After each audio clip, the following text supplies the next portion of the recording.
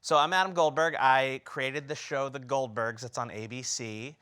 It's a show about my mom who overloved me and my dad who walked around in his underpants, as some of you know.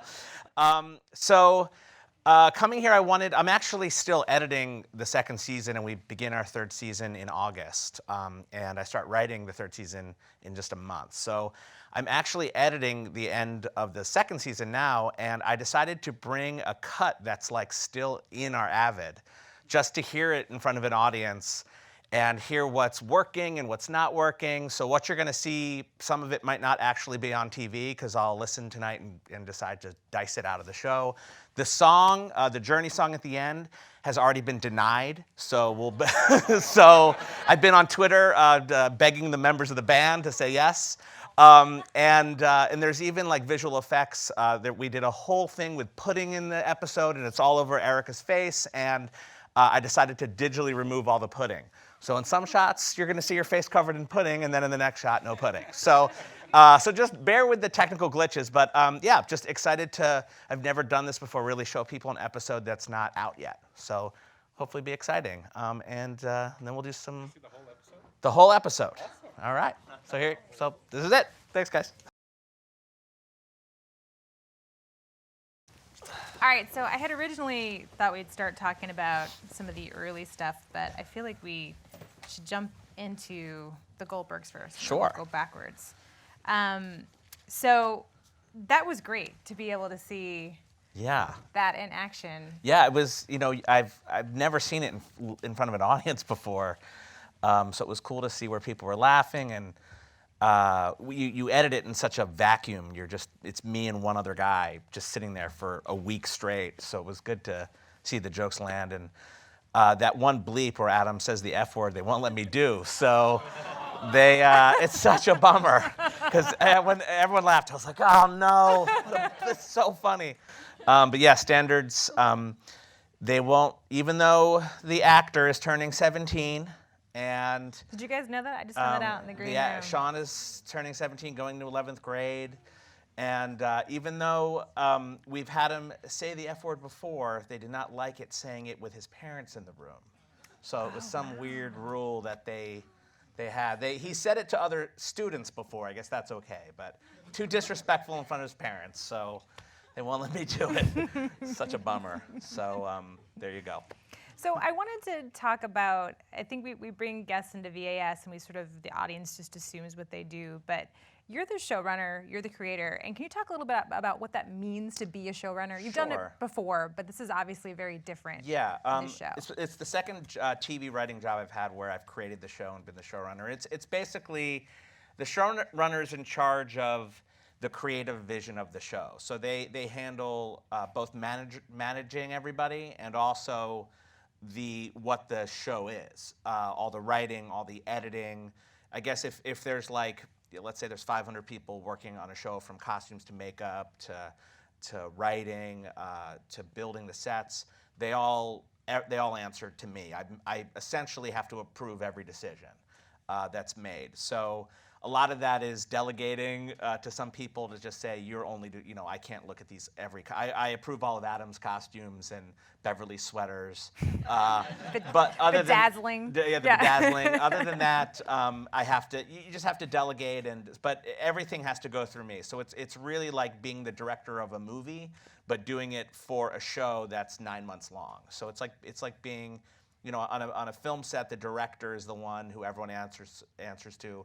On a TV show, the showrunner outranks the director, everybody. It's everything has to be approved through me, and yeah, they say it's probably the hardest job to have in Hollywood, and I would probably agree. It's hard. I mean, it's just there's so much to do.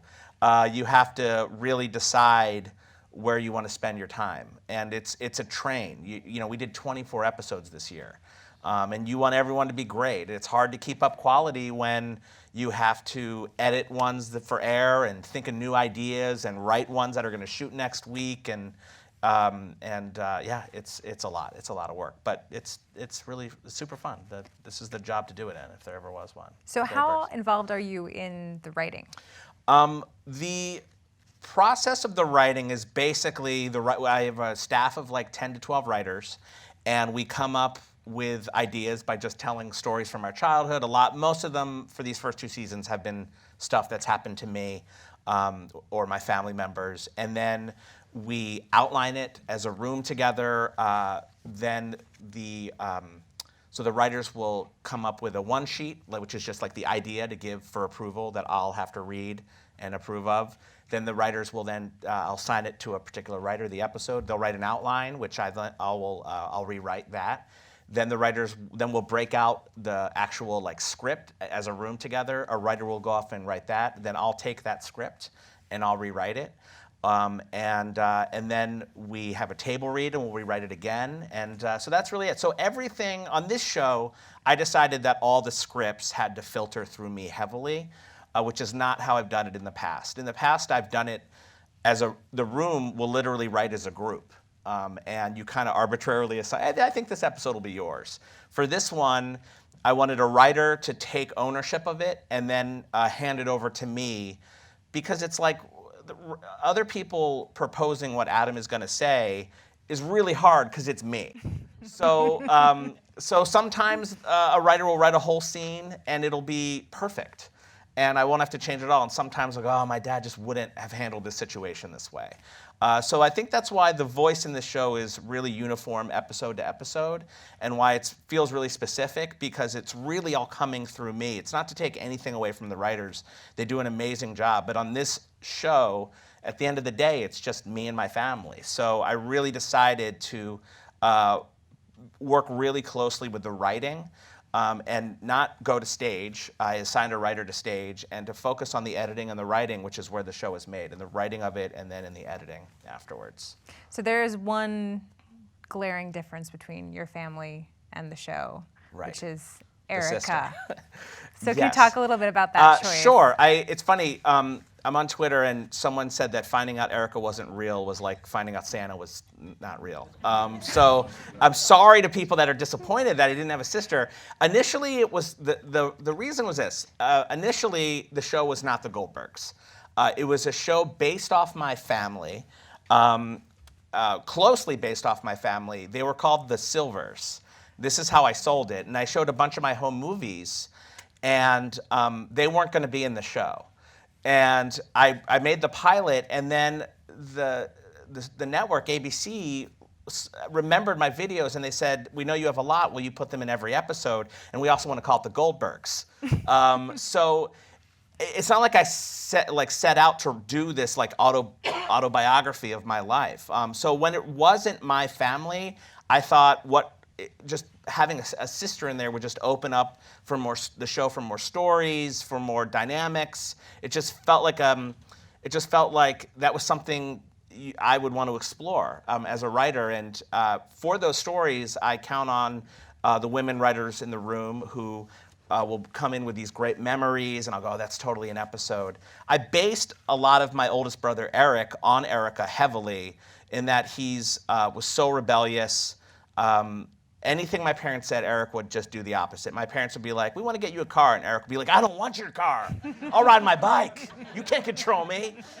So that was kind of the basis of the character. So it is my brother in a lot of ways, but initially it just wasn't the Goldbergs. That really comes from ABC, seeing my home movies, noticing that it's so close to my life. They're like, let's just go for it. And this was after the pilot was shot, they decided. We were deciding on that title right up until the network decided to pick it up and make a big announcement. We were like, we were thinking of other last names, can be the Goodmans, the Silvermans, we had a whole list of last names we were trying to get approved. And they came back and they're like, we really want it to be the Goldbergs. We really like that it's your voice and your experiences. And had I known, I don't know, had I known that it was literally going to be my family at the end of the day, I might have not had the sister. It probably would have just been literally the 3 brothers, and I would have just told different kinds of stories. But It happened in a really weird kind of roundabout way that it became the Goldbergs. So that's why. That's the long answer. It wasn't the plan, but I'm happy it ended up that way because I think the realistic element of the show and the videos is what people really like. And I think comparing it, like to having the, because I think that I know I was saying this when we were talking earlier that one of my favorite parts of the show is the moment at the end where you see what the real element is and how it works. And my favorite one, I know you guys probably have your own favorite, but my favorite one is the picture. Sure. Is in the atom bomb picture. Atom bomb picture. For those of you who didn't see that episode, my mom took, it's like imagine like a Sears portrait where I'm way too old to be wearing, it's like a Liza Minnelli, like short shorts, little white collar, and I'm wearing stockings and white patent leather shoes. But it's the pose too. It's I'm like posed like leg this, is out. like on a stool. Yeah. My legs are all smooth and tan. Someone in the room said it was like, this was like what they would show if you were like a Dateline on a serial killer. Like, you know, look at this, what the mom did to this boy. But yeah, so that's been the show's super complicated. I could go on and on all day how weird it is to make a show about your life, especially because I'm a private person. It's not what I wanted set out to do. I know some writers would really like to put themselves out there. Who am I? I'm just a dude that had a mom that, called me delicious and a dad who dropped his pants at the door. There's no real, everybody hates Chris. I get it. You're Chris Rock. Like, I want to know how you grew up. I'm just a writer that nobody knows. But what I realized was that that aspect of the fact that I'm just a dude makes, I think, people identify with this family, that it's like, oh, this is my family. And that was really, when I started airing those videos, and reading the comments on Facebook and on Twitter, every week I'm nervous. Like last week I was smoking a tampon when I'm 10 years old doing an anti-drug, say no to drugs. Just say no. And I saw a tampon, I didn't know what it was. And I'm smoking it, this is drugs. So I'm nervous when that airs on national television. I was really nervous about the New Kids episode. My best friend Chad Kremp and I, we made a big New Kids video. And we spent a long time on it. And, it was a labor of love. I'm airing these things on TV and it's just, every week I'm so nervous. That photo, I was so nervous what people were gonna say, and I'm shocked. Every week people are like, yeah, my mom made me do that. Or I did a New Kids video. I thought I was the only one. So I think that's been something really cool to see people being very kind to me about what I'm putting out there and respecting that, wow, that's a ballsy move. But yeah, I get nervous every week. I really do. Yeah, with that picture in particular too, I mean, I would think as an artist, putting that out there, you're recreating the picture exactly. Yeah. And when you show it at the end, I mean, it is the picture that you've seen. There was a lot of comments that were like, it's not real. There's no way a mom would do this to her son. And it's so real that my friend that week I got back in touch with from high school, and he's like, you should do an episode about the photo hanging in your living room. That photo hung in my living room. And it was huge. It was this big. And Barry would take it off the wall. And I was too old to be wearing it, so it looks like I'm not wearing pants because the short shorts rode up on me. And he would chase me around with it when I was a little kid and tease me about this photo. And if friends came over, I'd take it down and hide it under the couch. He was like, you took away all my power, man. Good for you. You should. How can I make fun of that photo now? It's on national television. It's all over the internet. That was a power move to put that on TV.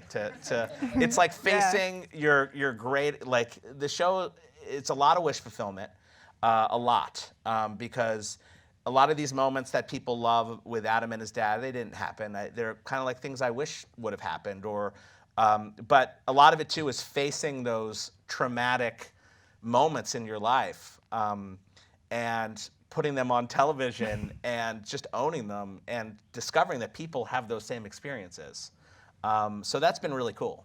So it's a lot of wish fulfillment and a lot of facing your demons. Mm-hmm. A lot of that. Mm-hmm. So you mentioned your brother saying that took the power away. Yes. What has your family's react? I know your mom's really active on Twitter. My mom is on Twitter. She joined it and didn't even know what it was. She thought it was like emailing people. And so what's become now is if I don't call her back, she'll go on and be like, Adam hasn't called me in 3 days.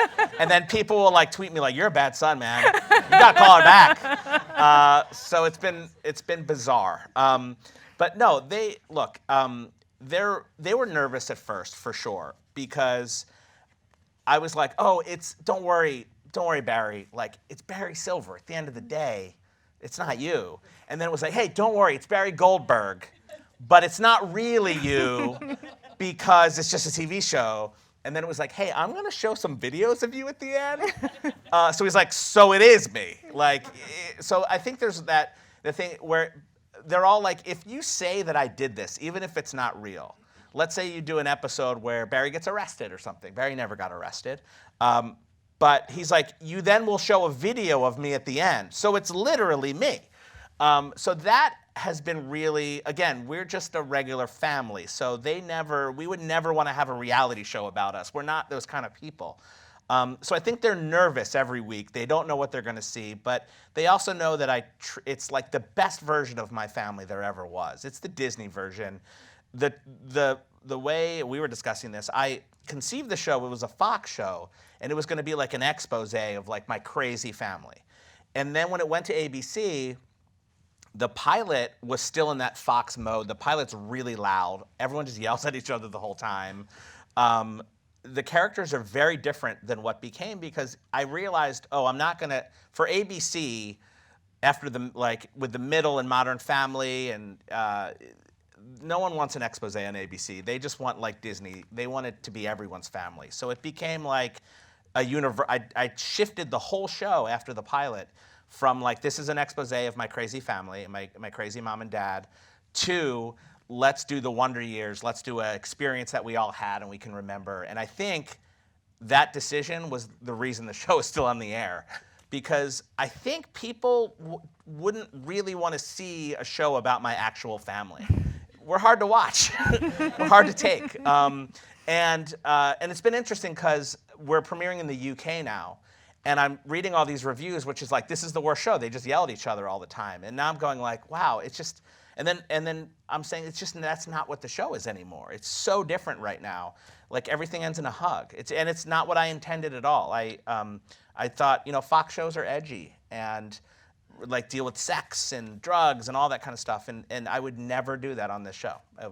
It's just not what I want to do right now, or do anymore with this new kind of version of the show. Yeah, so it really changed. The show really, it found its heart, and I think that's really what comes through. Yes. And I love that idea of it being the best versions of your family. It's the best version of my family. That's the best version of my mom, the best version of my dad and Barry and Pops, and me. Like the initial thing for Adam was that he was like gonna just every episode stir up trouble and be this little devilish punk. That's what I was. All I did was film my family.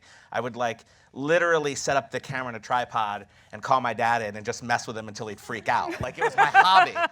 Like that's the character. And then I'm like, and then we hired the sweetest kid on the planet who is just adorable. And that's when I was like, okay, and I'll just scrap all that and just make him like do all my nerdy, like I was the biggest nerdy geeky kid, so who was obsessed with movies. And I literally started shifting all the characters. Barry went from just a kid who would melt down and swear to like this dreamer. Like my brother, Barry, he has the most problems with the show because I think he gets it the hardest, and he's a sensitive dude. I would say of all the characters closest to real life, I think it's Barry is closest to Barry. But Barry would disagree with that. As we were arguing about the character of Barry, we were throwing around a football once, and he said, if Mom would have let me, I could have been a wide receiver for the NFL. But, she stood in the way of my dream, so that's cool. So I'm like, do you listen to yourself? That's something Barry would say as you're arguing with me about you not being Barry. Well, it's like the basketball, the Reebok pump episode. Yes. If he has the shoes, he can totally do it. Yeah. Like thing with Barry is my favorite thing is to goad him and take. He says he could beat anybody in a foot race. So I guess the last trip, Eric and Barry were together, and Barry challenged my 8-year-old niece to a foot race. And she beat him too, and he was like, "Oh, yeah," making excuses. He's the best, but no.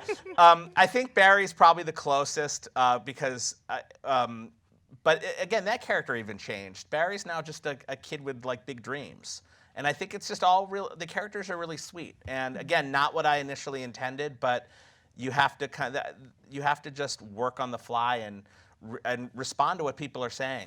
Luckily, I had a lot of time between the pilot and the series to kind of figure out, move around the pieces and figure out what the show would be after the pilot. So we opened up the door to talk about young Adam. Right. So why don't we back up and talk about how you got here? Because Sure. we were talking today about, I think that your career is really impressive, especially for how old you are. And you said that you started young, but Right. it was because you wrote all the time. So can you Totally. talk about that and kind of how you got to where you are? Well, much like the show, I didn't.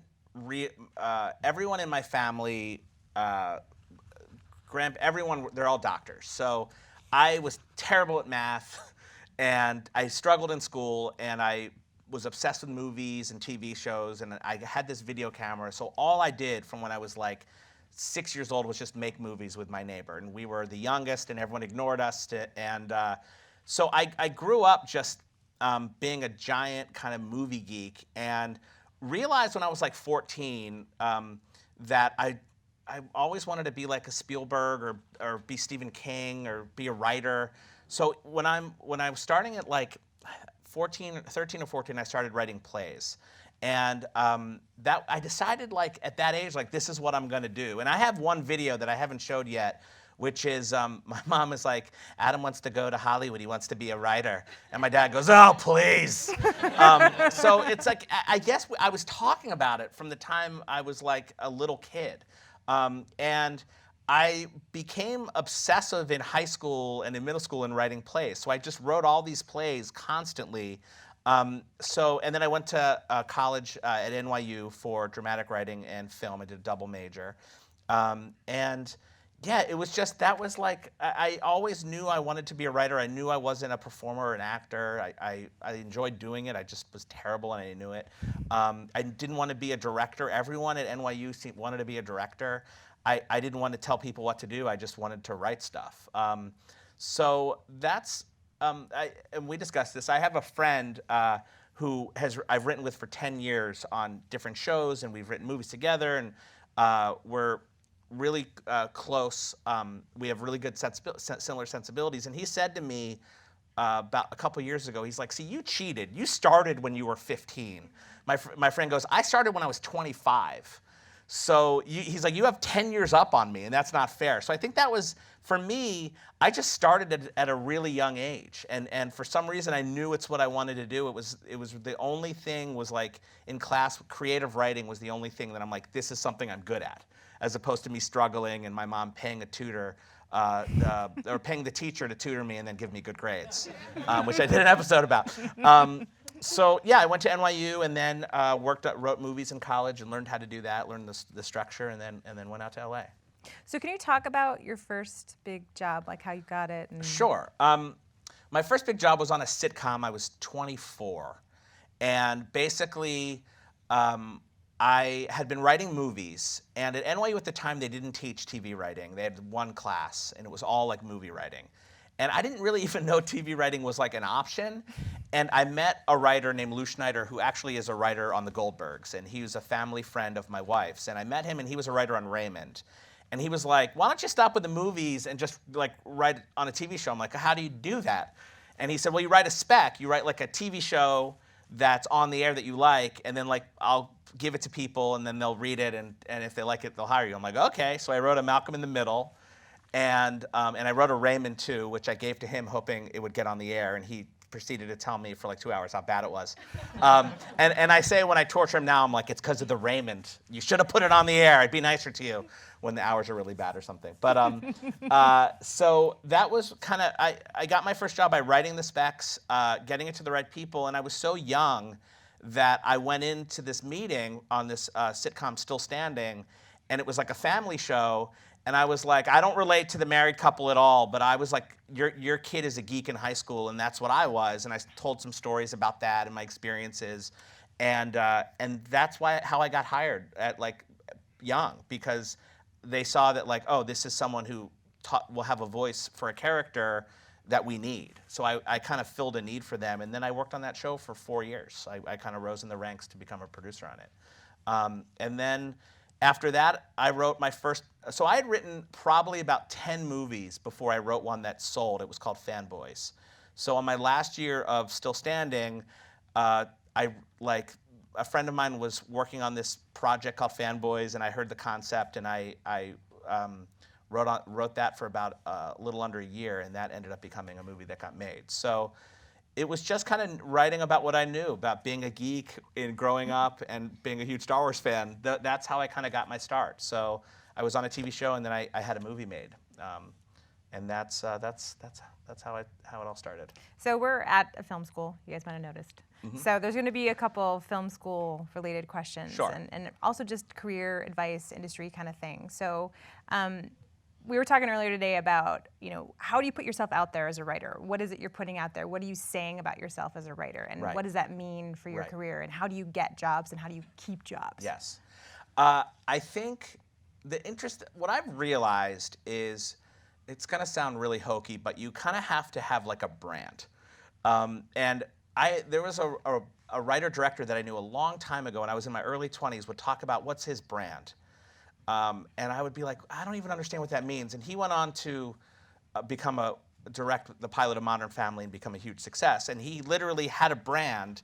He wanted to do male-driven, be known for directing male-driven things. And now he's one of the biggest TV directors there is. He helped create Modern Family. So I never really understood what that meant until I wrote Fanboys, and people were like, he's a geek writer. You like 40-Year-Old Virgin? He could do that too. And then I was like, oh, okay, so that's going to be like the thing that people go to me for will be this. They've put me in this kind of box, and that's what people will know me for. And I was really happy with that, because it meant that I wrote the Jetsons movie. I did a reboot of Revenge of the Nerds. I wrote on How to Train Your Dragon. It was all because people were like, he knows geeky stuff. So I think that's the kind of thing you need to decide, like, when you're going out there, people unfortunately have to give you a log line. You have to. So, what kind of writer do you want to present yourself as? Are you like an edgy, gritty drama writer with crazy, messed up stories? Are you like a young, hip, single woman that has great romance dating stories? I think you have to kind of look at yourself in that way, and then write scripts that speak to that. So. I think that's kind of a big piece of advice that I have to people, which is, when they say write what you know, what that really means is, like, when you write something from experience, it's going to feel really real and raw, funny or dramatic, and that's because you're putting your voice out there and writing about your experience, and then people can look at that and go, I know what kind of writer this is, and this writer would be great for Breaking Bad, or this writer would be great for Kimmy Schmidt. You need a piece of material that people will read it and go, I know what this voice is and where they would match up great with. Or this piece speaks for itself and it should be made or bought. So you now have that role. So you Right. you are now being that judge of Right. who you're going to hire. So Yes. what do you look for when you're hiring? Well, I don't read any specs, which is ironic because that's how I got hired. I don't want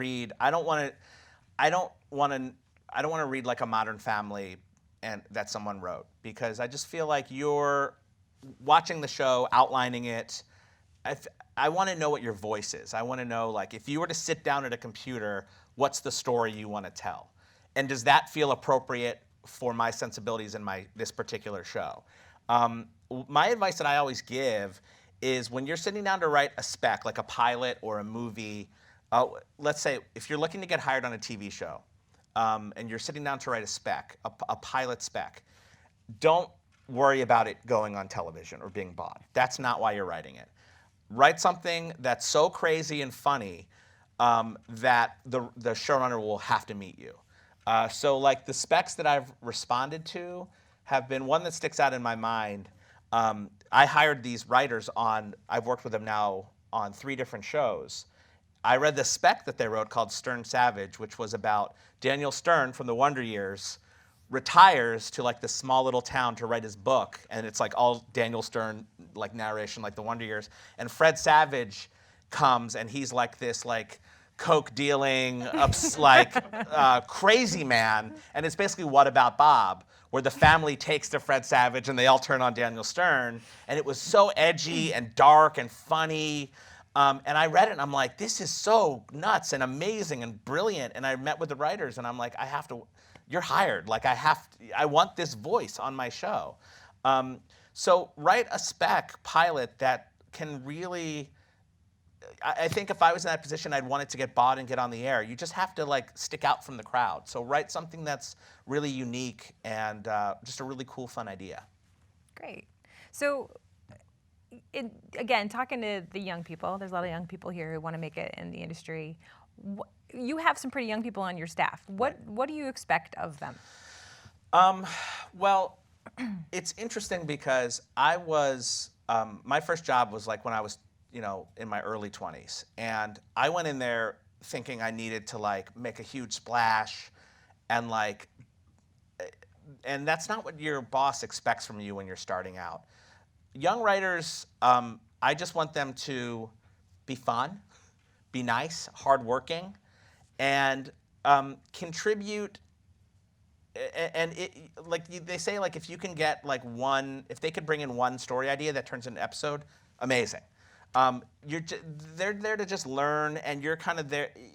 You're using them as like, we have teenage kids on the show, so I have younger writers that are like, I'm looking to them for those kind of experiences and stories because it's fresher to them.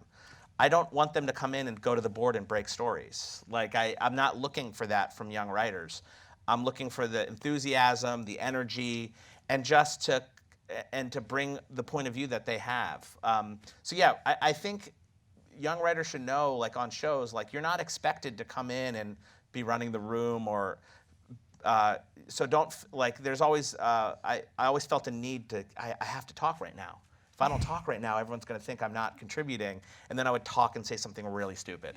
On my very first job, this writer, Adam Armis, who has a show on now called American Odyssey, he took me aside, he's like, you're talking too much, dude. And I'm like, oh, really? He's like, every time you say something really dumb that you haven't thought out, I'm going to throw a pen at your head. So then I would blurt out something without thinking, and like a big Sharpie would just like bonk me on the side of the head. You weren't thinking. So what he did was he taught me. It was amazing. It was an amazing lesson to think before you speak, because he's like, we don't just want you in here running the room, and like you have to, when you talk, when you're starting out, it has to be great and well thought out. No one's expecting you to be in there talking the whole time. It's just not how it works. So yeah, I think. Young writers just need to go at that staff writer level. You're just there to learn, and be good, have good energy, and hopefully pitch stuff that gets in. All right, so tell them what not to do. You gave them that was a good example, the conditioning by Sharpie. But Conditioning by Sharpie. What should they not do? What do you see that you go ooh, or what did you do that you went? Ooh? I think when you're strictly talking about on a TV show. You're there, and I feel like I'm best suited as this person, as a worker bee. I thought that was my future in the business, to just be on a staff, to be there grinding it out late at nights. Everyone's tired and going, no, come on, guys, we can do this. Like just being like a cheerleader. On that first job, I was kind of like the mascot. Just like I was a young kid, and everyone made fun of me all day, and it was a fun role to have. When it's hard, your only job is to make the showrunner happy so he or she can go home to their family or get out of the office, right? Your job is to give something the showrunner deems genius or good. And that's hard because you can have an idea that you love so much and you pitch it to your showrunner and they go, nah. And then you're like, how do they say no to this? But just wait, let me just say it one more time. So I don't think I explained myself. Yeah, I'm good. Okay. And then you'll wait 5 minutes, you'll be bummed, you go, maybe I'll pitch it again. Maybe like a second time. So that's the mistake, which is an idea that you have, you can't be like married to anything when you're not the showrunner. It's the showrunner's job to decide yes or no. And I made that mistake a lot, getting super dark and depressed if I pitched my heart out, pitched a whole story that this is the greatest episode of the show you'll ever hear, and you pitch the whole thing and your boss goes, nah, I don't know, I don't want to do something about, that's just not, I don't want to do that story about a bag boy championship that you love or something. So then you're like, but how, and you get really upset and dark, you complain, you don't participate that day. So that's what I learned. I learned really quickly, an idea when they say no, just move on. Don't hang on to anything. Don't get upset. And I've worked with writers like on my show that I've had to the whole side and be like, hey, just because I say no, like I feel bad saying no sometimes, but like it's not anything against you. It's just, and it's hard. It's my family. So people can come in and pitch me a whole story about something Beverly would do, and I go, my mom would just never do that, and it's a bummer. Mm-hmm. So I think you're just part of the group. You just have to be. You're with your writing staff 12 hours a day minimum. Imagine that. The same people 12 hours a day, the same 12 people. You have to be delightful, because if you're a jerk or you're hard to work with, no one's gonna want to work with you. Like half of the job is just being delightful, and fun and funny. In a comedy writer's room, there's people that sometimes don't get anything in the script, but they're just so fun to have around and keep up the morale. So that's really what the job is in a comedy writer's room. It's just to be around everyone for 12 hours a day and still want to see them the next day. So don't get dark or hold on to pitches. Be super collaborative and just make your showrunner happy. That's your job. That's a great answer. That's a great answer. So, I mean, even stepping back a little bit, you were talking about you were at NYU, and there were a lot of, it's a great program and hard to get into, and there's a lot of competition and rising stars, and you sort of took, you were successful very early, but you watched kind of these like meteors go up and burn out, and I think you have a great perspective on the industry. And is there any sort of advice outside of being a comedy writer that you would want to? The same guy who threw pens at my head, he was one of my mentors, and I'm still great friends with him now. He, one day, was talking about his career. And he was a lawyer first, and he became a writer, I think, when he was probably 32 or 33. And he drew on the board, he's like, there's two kinds of writers. There's this, and he drew just a line up. And they rocket to the top right away. And he's like, and this is me. And he drew this little slow line all the way up. And he's like, that's the guy I want to be. That's the writer you want to be, the marathon runner. It's not about writing the hugest script right away or writing a show right away that gets on the air. You need to put in your time. And he has his first show after being that worker bee on Heroes and The Following and just tons of shows. And now he's ready to run a show. So I had a lot of friends from film school. Some of these people from my class that sold movies right away, or it's hard. It's almost like too much too soon. I think when you're running a show or directing a movie, it's just there's obviously people that do it right away and they're gifted and geniuses, but you just need that experience. This is my second show that I've created and been the showrunner of. The last one was it was a real disappointment. I don't know that I was ready. I learned a lot of what not to do, and if you look at everything, I believe everything works out for a reason, especially in Hollywood. When that first show was canceled, I was just devastated, but I realized that it took that show to teach me how to do this one. And that was just the journey of having this show work. If I didn't have that experience, I'd be making some big mistakes that I made the first time. That's great. Yeah, I was just going to ask you, when did you know? Because you even said here, you said, I just wanted to be a writer. I didn't want to direct like everybody else. And now you're directing on steroids. Yeah. No, I talk about it with my wife a lot. It's not what I intended. I thought I would just be a writer on a TV staff, which is like, that's a great job. You get free food. You you get to be around hilarious people all day long. You get to be around actors, but not too much. It's awesome. And I don't know that I was really. It's not like I'm a great manager of people. I know how to do this show and write these scripts, but so much more comes with that, which you learn as you go, and that's managing 500 people. And when do you lose your temper? When do you act like a hard ass? When do you? One of the big shifts that I've had to do is like, I'm not part of the gang. I'm the boss. These are all new things for me. So yeah. It's like directing on steroids. It really is. And I still would never direct. People always are like, hey, do you want to direct an episode? I'm like, I have no interest. Because, yeah, I really, when you're a showrunner, you have two jobs, at least the way I look at it now. I'm writing all the episodes and thinking of the episodes and writing them, and I also have to edit them. And those are two full-time jobs. So I do the writing during the day, and then at night, I'll edit all the episodes. So it's already a lot. So on top of that, to be on the stage and be directing, and look, some people can do it, but I have a family. I like them. I want to get home to them. So. You mentioned one of your mentors, and I know you've had a few. Mm-hmm. What are some of the things you learned from your mentors, and how? I mean, I think that sort of nurturing process you don't see all the time, and right. I think you're lucky to have those sure. people. My mentors have always been like writers. That's something I'd say to people starting out in the business. When you get your first job, I would go to two specific writers and just be like, am I doing a good job?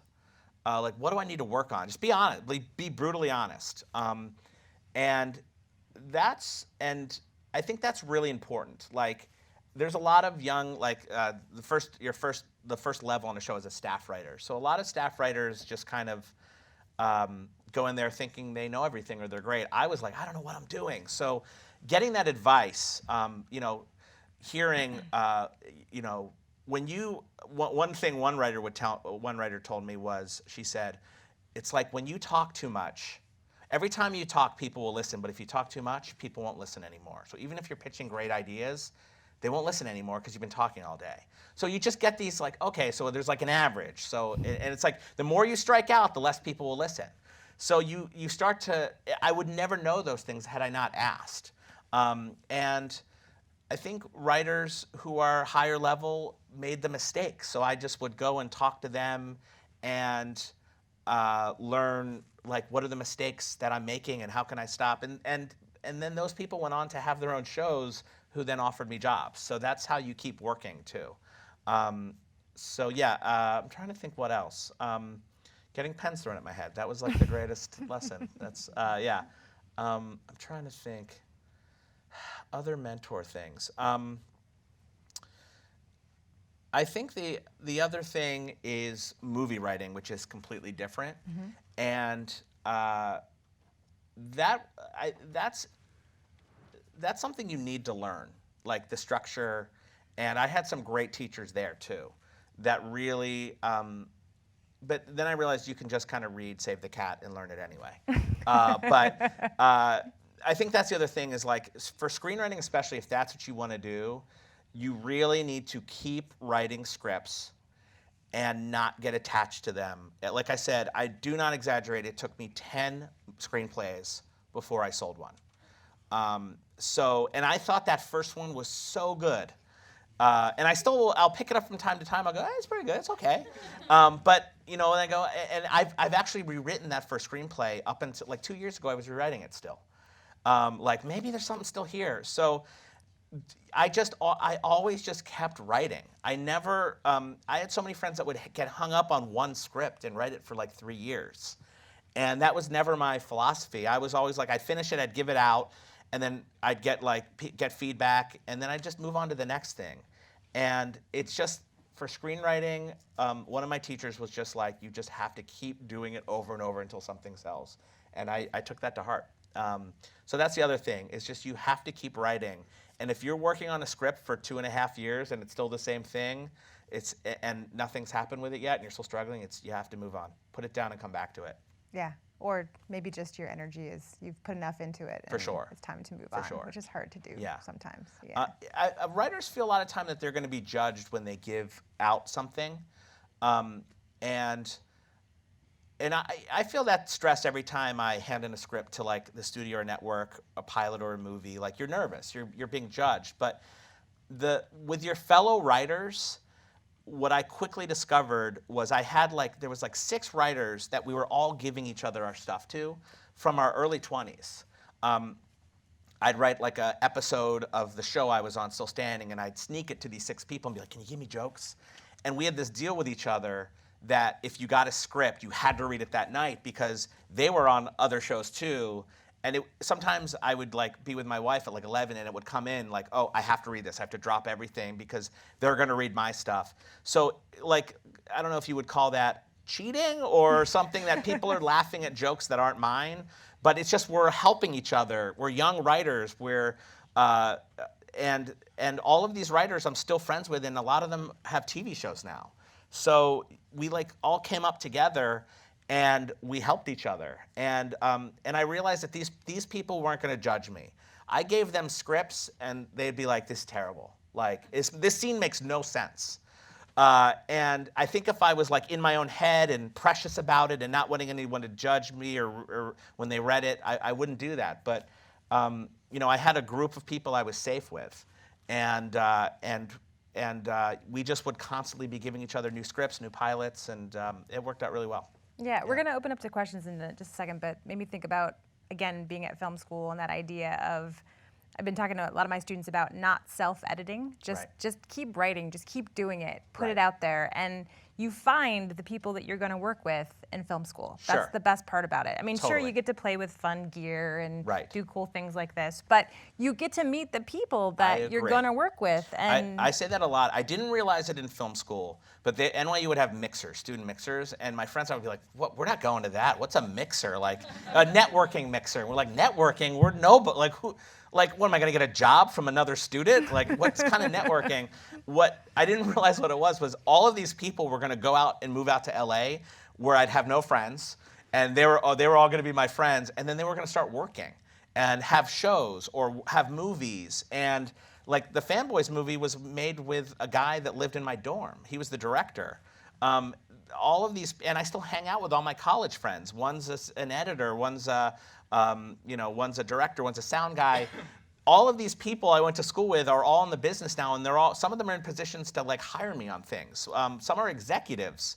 A friend I went to like camp with hired me on 4 movies to write 4 movies for him. So it's I wish I would have networked more because I didn't realize I'll meet someone from NYU like in my class that I didn't know. And we're like, how do we not know each other? It's because I refuse to go to the networking parties. And I'd rather play like Final Fantasy in my dorm room or something. But like, that's what I didn't realize is like what I got from film school, I learned how to, like you said, play with cool equipment. But what I really got was like a group of people that I would go and grow up with, and we'd all be in the business together. And that's like invaluable. You can't get that anywhere else.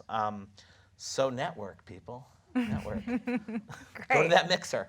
And with that, we're going to open up to some questions. There's a microphone over there if you guys wouldn't mind coming up and over. We have ready one set but please stand up and line up behind the lovely Anne-Marie and we'll get your questions.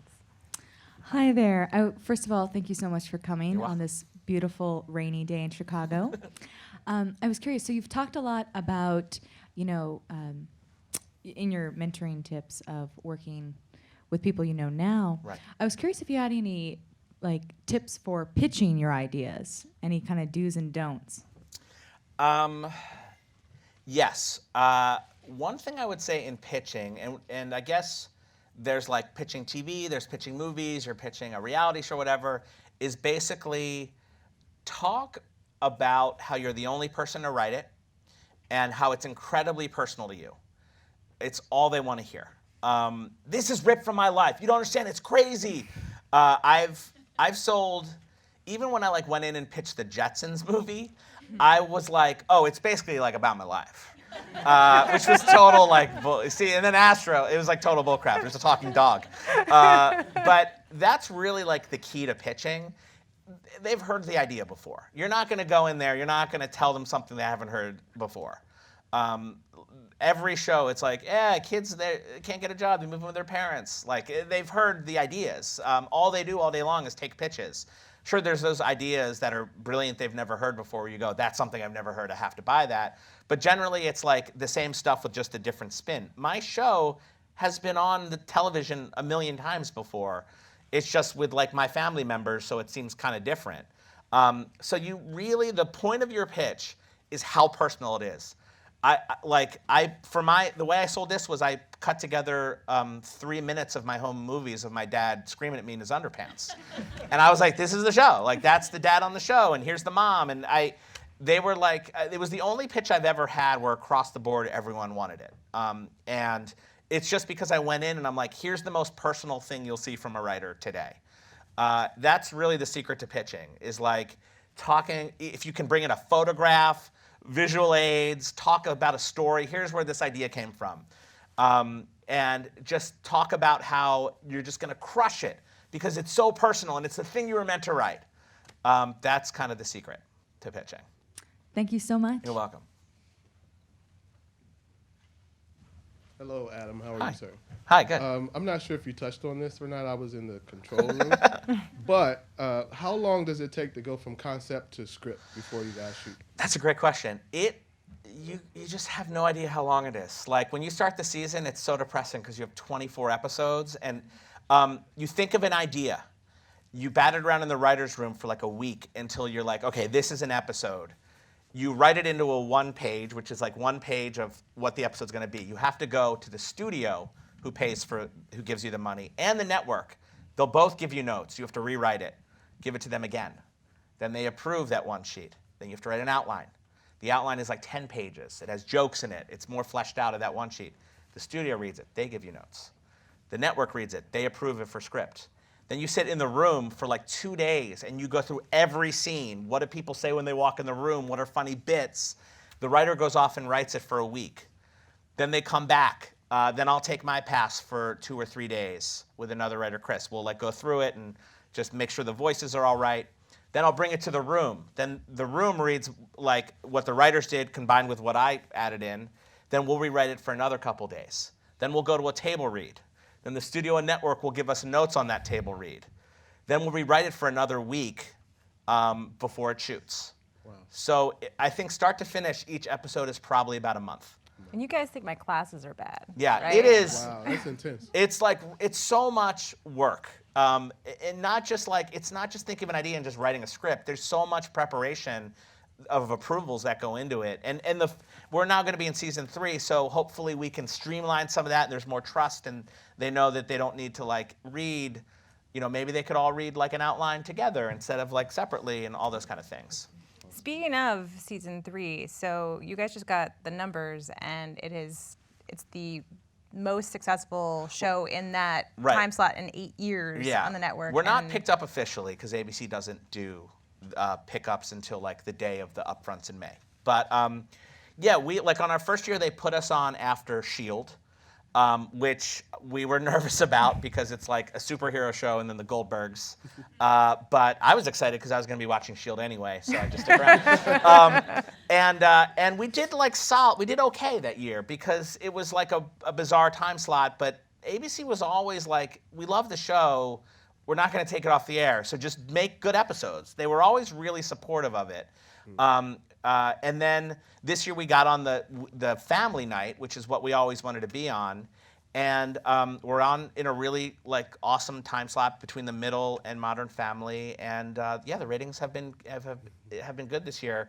It's helped. We've done like some big episodes about like Ferris Bueller and the New Kids. And I just did a Princess Bride one. And like these like things have gotten a lot of like attention, which have like brought up the attention of the show, so that's helped too. But we're like smooth sailing. It's really bizarre because like after the pilot, people were like, "This is so bad, it will be canceled in 1 episode." So you kind of start getting convinced, like, "Oh, what am I going to do next?" And it's still around. We're almost at 50 episodes. It's surreal. Awesome. Congratulations. Thank you. They're all hiding behind the pillar, but they're coming. Hi. Hi. I have a couple of questions. Sure. One would be a couple days ago, Jeff Garlin Yes. on The Daily Show. Yes. How much truth is there to that? And I guess I want to parlay that into just talking about characters, because characters are so important. Like, did you really create a character for Jon Stewart, or was it just Jeff Garlin kind of speaking off That's the cuff? amazing. Yes. But then to get into the characters specifically, what worked with the characters on this show, even though this is some sort of iteration of your family, versus the other show that didn't work out? Did you approach the characters different? I totally did. To answer the first question, so with Jeff playing Murray, my dad, I basically hired my dad to play my dad, is what I say. So Jeff is like a guy that has these bits that you will hear. One of his bits is like he's obsessed with the name Toby, and he's obsessed with lotion. He thinks lotion is a funny word. So at first he'll say to you, that's odd. That's a weird thing, like Toby the lotion guy. And then he'll say it another 100 times to the point where you're like, this is so not funny. Then he'll say it 100 more, you're like, it's getting funny now. Then he'll say it 100 more times, you go, it's not funny at all. And then 100 more times you go, he's done it so much, it's funny now. So Toby and lotion is one of his like long-standing things. So he just brought that to the Daily Show and it became a thing. We've never once talked about Toby the lotion guy. That said, if Jon Stewart wants to be on the show, I'll write Toby the lotion guy. Sure. So if Jon Stewart is like, I want to be a guy that sells lotion named Toby, I'm like, he's on the show. We have a new character named Toby. For the second question, here's why writing what you know is so helpful. When you write a pilot, you're just trying to have a job where you're paid for a script. Then it gets on the air and you're like, oh no, I have to do this like every week. So I don't know what I'm talking about. So my first show, Breaking In, I went in there and I'm like, I love geeks and hackers and I want to do a show about them all in an office. And here's one guy, he's like the boss, Oz, it's Christian Slater. He's crazy, you never know what he's up to. Here's another guy, he's a hacker. So I made up these characters just in my head. Then it got picked up to series. And they're like, okay, what's the next episode? I'm like, I have no idea. I've never worked, I don't know these people. I've never worked in an office with these people. So every episode we came up with was like birthing a child. I know it's hard to birth a child. It wasn't that hard, but it was like every episode we were like, what do we do? They have to break into something. I don't know what Christian Slater says when he walks in the door. How do I know? So that's why I'm turning to the writers going, do you know? Do you guys know? And they're like, it's your show, you tell us. So there was just, from moment one, there was just an uncertainty. I sold them a show and I didn't really know what the show was ultimately. With this show, I was like, I have so many stories. Things that aren't even stories have turned into stories. Like watching Dance Party USA on TV and filming myself dancing turned into a story. Because it's me. So these characters, I know what they'll do and I know what they'll say. So we've had no problem coming up with, we've had really no problems coming up with stories. We've always been ahead. There's never a thing where it's like, what's my dad gonna do this week? So I'm like, I don't know. Someone's like, what would he do if he went to buy a car? And I'm like, oh, I got a story for you, right? So it's just such a different ball game because I know these characters so well. I'm never really stuck. At the end of the day, I'll just be like, I love Weird Al. Let's do a story about Adam loves Weird Al. What would that look like? I want to do that next year. And that's just because Weird Al tweeted about my show. So, if it was Christian Slater, go, what does Christian Slater think of Weird Al? I have no idea. So it's really been like a breath of fresh air. I've never written about myself in this way before. And I've realized when they say write what you know, it's because of this. It's because you have the material to pull from. I was going to say, did any of the writers, when they are a little bit angry with you, write your character into a situation? Yes. Vengeance? They will graphically pitch love scenes between Beverly and Murray to me. It's a rule that I have on my show. You will never see them kiss, hold hands, because I never saw my parents. Or on Married with Children, everything was like a sex pun. Right? Let's go upstairs and they do some I'm like, that is not my show. You will never hear my parents doing that. So then they'll pitch graphic love-making scenes between Beverly and Murray just to piss me off. It's pretty terrible. They're pretty terrible. And also between Adam and Emmy, my best friend, who's the godmother to my son, she's a character on the show about our just platonic friendship. They'll also pitch us being like, lovers as well to piss me off. So those are the two things they do to piss me off. Yes.